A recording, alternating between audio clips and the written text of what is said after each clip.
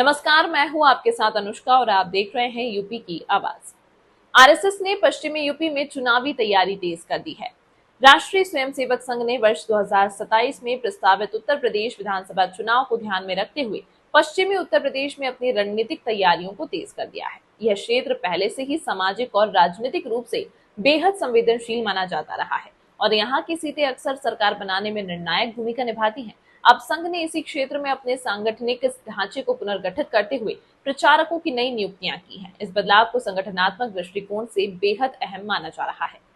सूत्रों के अनुसार आरएसएस ने मेरठ प्रांत और उससे जुड़े जिलों जैसे बागपत, सहारनपुर, मुजफ्फरनगर, बुलंदशहर और शामली में विशेष फोकस के तहत प्रचार कार्य तेज कर दिया है। संघ की यह रणनीति भाजपा को चुनावी लाभ पहुंचाने की दिशा में एक दीर्घकालिक योजना का हिस्सा मानी जा रही है। हाल के वर्षों में खासकर किसान आंदोलन और सामाजिक असंतुलन के कारण इस क्षेत्र में भाजपा को कुछ चुनौतियों का सामना करना पड़ा था। अब संघ इन्हीं मुद्दों पर जमीनी स्तर पर संवाद स्थापित कर फिर से जन समर्थन जुटाने की कवायद में जुट गया है। नई रणनीति के तहत प्रचारकों को केवल धार्मिक और सांस्कृतिक आयोजन तक सीमित नहीं रखा गया है, बल्कि उन्हें ग्राम स्तर पर शिक्षा, स्वास्थ्य, किसान कल्याण और सामाजिक समरसता जैसे विषयों पर चर्चा करने के निर्देश दिए गए हैं। संघ के प्रचारक अब गांव में छोटी छोटी बैठकें कर रहे हैं, परिवारों से व्यक्तिगत संवाद स्थापित कर रहे हैं और युवाओं के बीच राष्ट्रवादी विचारधारा को मजबूत कर रहे हैं। इस संवाद अभियान को संपर्क संवाद कहा जा रहा है।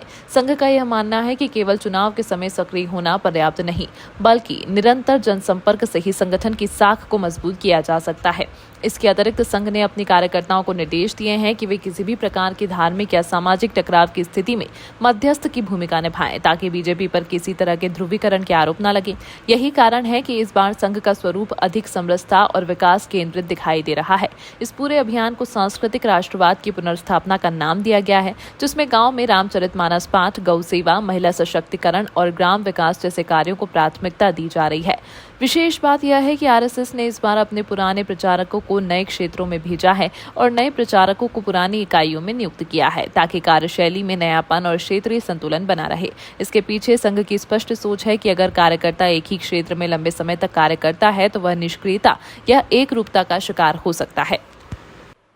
तमाम महत्वपूर्ण खबरों के लिए देखते रहिए यूपी की आवाज।